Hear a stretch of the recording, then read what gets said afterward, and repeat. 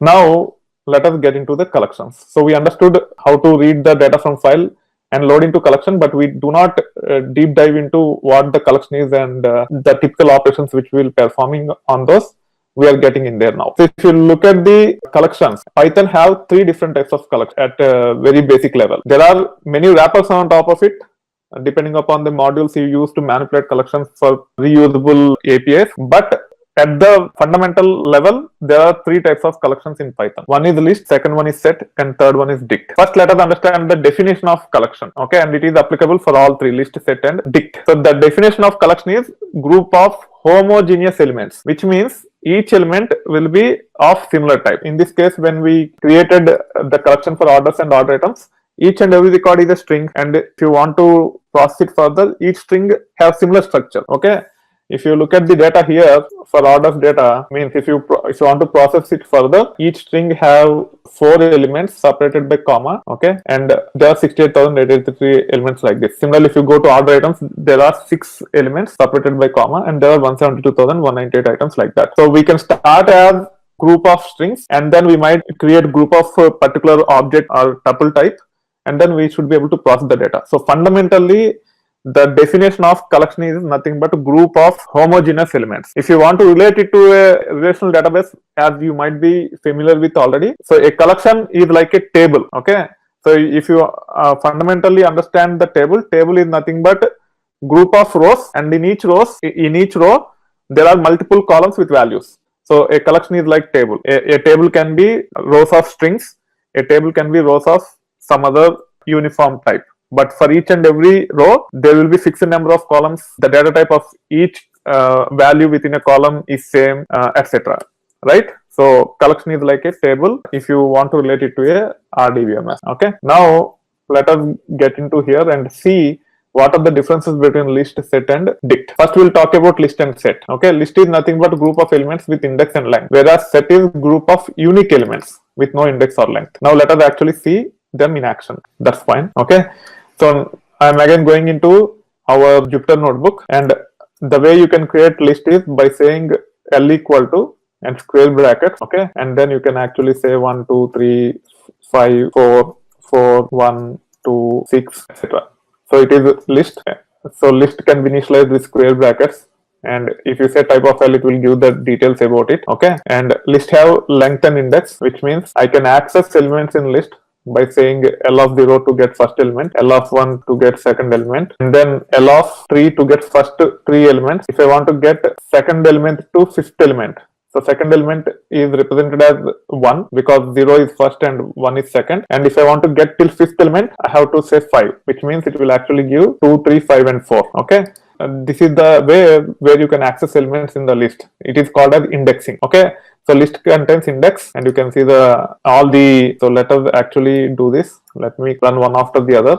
You can see L of 0 gave 1, and then I'm commenting it out and uncommenting this, and I'm running this. It gave the second element. Okay. Now if I uncomment this, it will give first 3 elements. Okay. And this is very important. The last example which I'm showing, if I say L of 1, 5, it will actually print starting from second element using index, which means 0, 1, okay, because we are saying 1 here.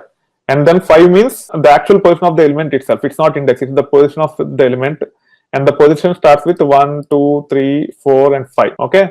So if I say like this, it will print from second element to fifth element, okay. Now if you run it, it will give these 4 values. And as long as you do not update this list, whenever you run these code snippets, it will return exactly the same elements. That's what having index means.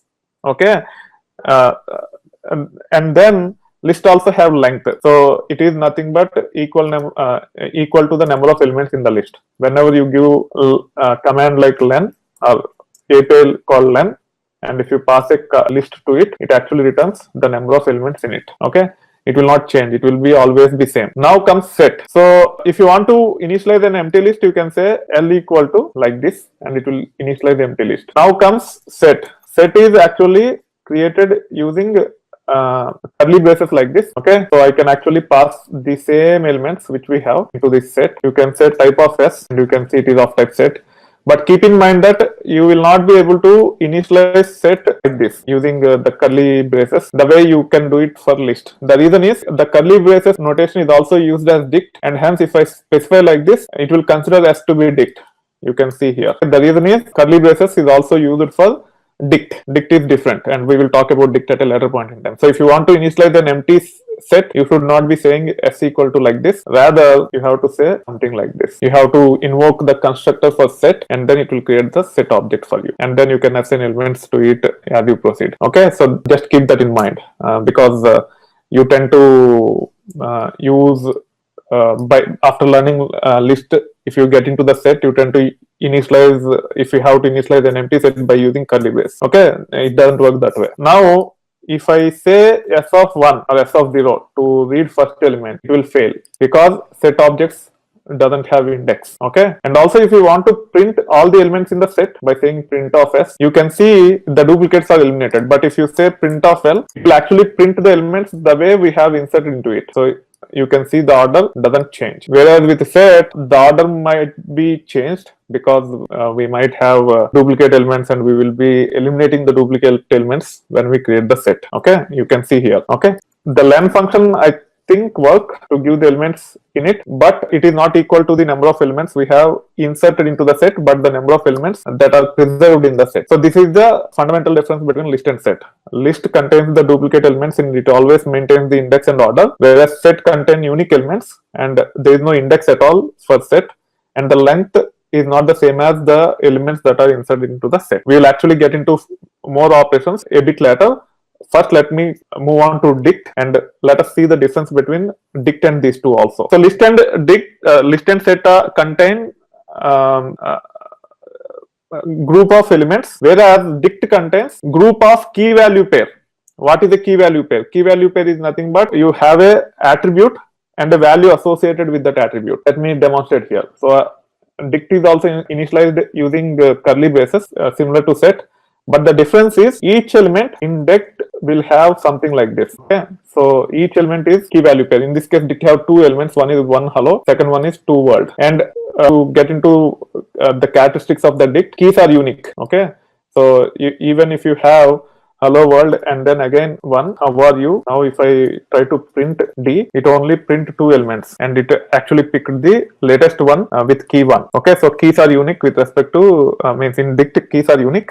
Each element is nothing but a key value pair. Okay, it is similar to hash map. If you are familiar with other programming languages, and if you heard about data structure called hash map, dict is similar to that. And the syntax of dict in Python is same as the syntax of JSON, which is nothing but JavaScript object notation. So dict is nothing but key value pairs.